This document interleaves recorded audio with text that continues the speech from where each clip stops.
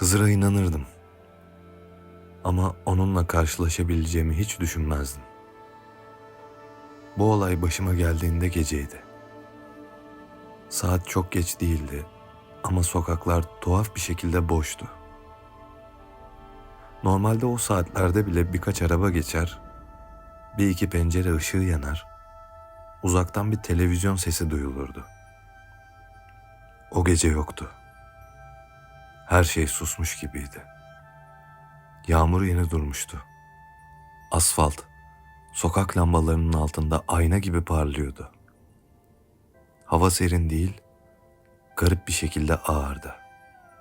Eve yürüyordum. Normalde sevdiğim bir sessizliktir bu. İnsan kendi düşüncelerini duyar. Adımlarının ritmiyle rahatlar. Ama o gece sessizlik sanki beni izliyordu. Bir süredir içimde açıklayamadığım bir huzursuzluk vardı. Sebebini bilmiyordum. Ne kötü bir gün geçirmiştim, ne de aklımda özel bir dert vardı. Ama kalbim sanki birazdan olacak bir şeyi önceden biliyor gibiydi. Arkamdan ayak sesleri duydum. Bir an duraksadım. Refleks olarak hızlanmayı düşündüm ama yapmadım. Bilinçli bir karardı bu. Koşarsam arkamdaki şeyin gerçek olacağını hissettim. Yürümeye devam ettim. Ama içim daraldı. Adımlar bana yaklaştı. Çok yaklaştı. Yanıma yaşlı bir adam geldi. Onu ilk gördüğümde yaşıyla ilgili net bir şey söyleyemedim. Üzerinde açık renkli, eski bir ceket vardı. Temizdi ama eskimişti. Saçı sakalı bembeyazdı. Fakat yüzü yaşlı gibi değildi. Daha çok zamansızdı. "Evladım," dedi. "Bir dakika durur musun?" Sesi ne yüksek ne kısıktı. Buyurgan değildi ama rica da etmiyordu. Sanki zaten duracağımı biliyormuş gibiydi. Durmamam için bir sebep yoktu. Sokak boştu, saat çok geç değildi. Ama içimdeki o his bu sefer daha net konuştu. "Dur." Durdum. "Geç oldu," dedim. "Eve gidiyorum." "Biliyorum." Saat 11:42. İstemeden saatime baktım. Aynıydı. İçim ürperdi. Çünkü saati yüksek sesle söylememiştim. Telefona da bakmamıştım. Zaten o saati özellikle bilmesini gerektirecek bir durum yoktu.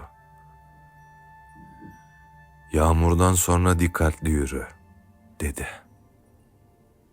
"Islak zemin bazen insanı değil." Kısa bir duraksama yaptı. "Kaderini kaydırır." Bu cümle içime oturdu. Ne demek istediğini tam anlayamamıştım ama cümle sanki uzun zamandır bana ait bir şeydi. Sanki daha önce rüyamda duymuştum. Yürümek istedim. Bu konuşma fazla uzuyordu. Ama tam adım atacakken o devam etti. "Annen senin için hala dua ediyor." Kalbim sıkıştı. Nefesim kesildi. Annem 2 yıl önce vefat etmişti. Bunu bilen çok az insan vardı. Mahalleden kimseyle konuşmazdım. Bu sokakta beni tanıyan biri yoktu. "Bunu nereden biliyorsun?" diye sordum. Sesim düşündüğünden daha titrek çıkmıştı. Adam gülümsedi. O gülümseme beni rahatlatmadı.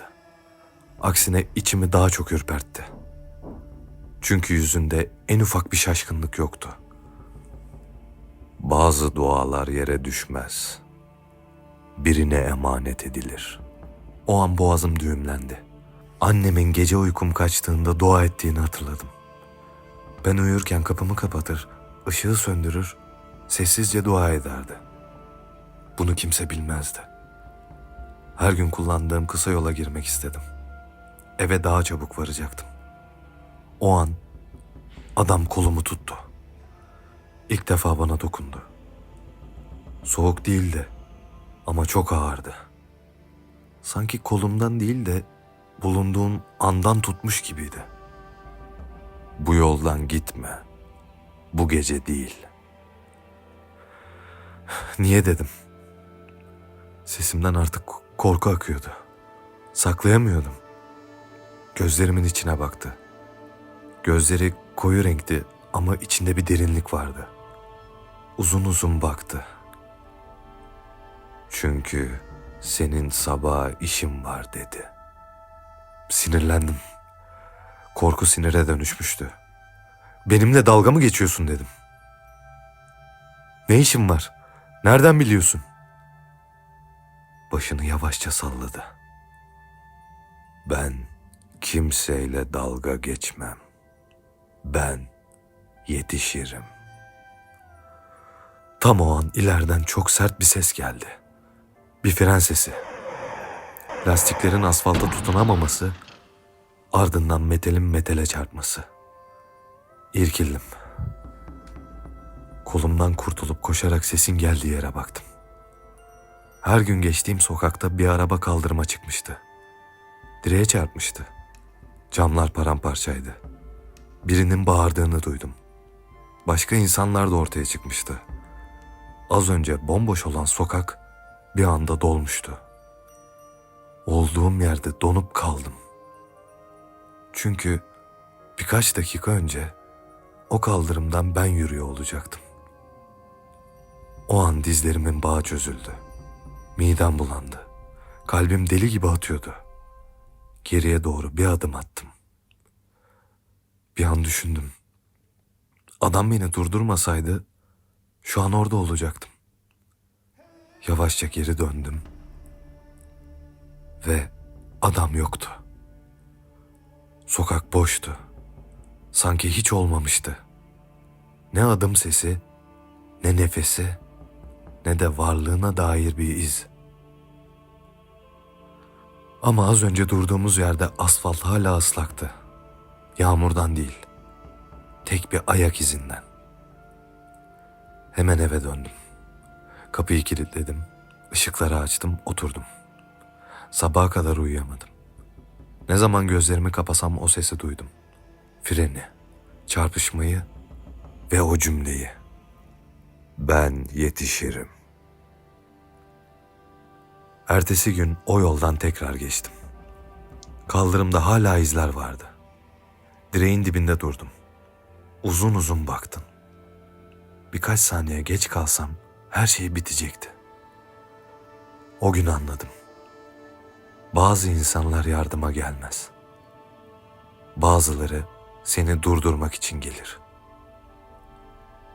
O gece karşılaştığım kişi Hızır mıydı bilmiyorum. Ama şunu biliyorum. Eğer o an durmasaydım bu hikayeyi anlatacak biri olmazdı. Bugün hayattaysam bu şans değil. O gece beni durduran Hazreti Hızır ve annemin hala susmayan duaları.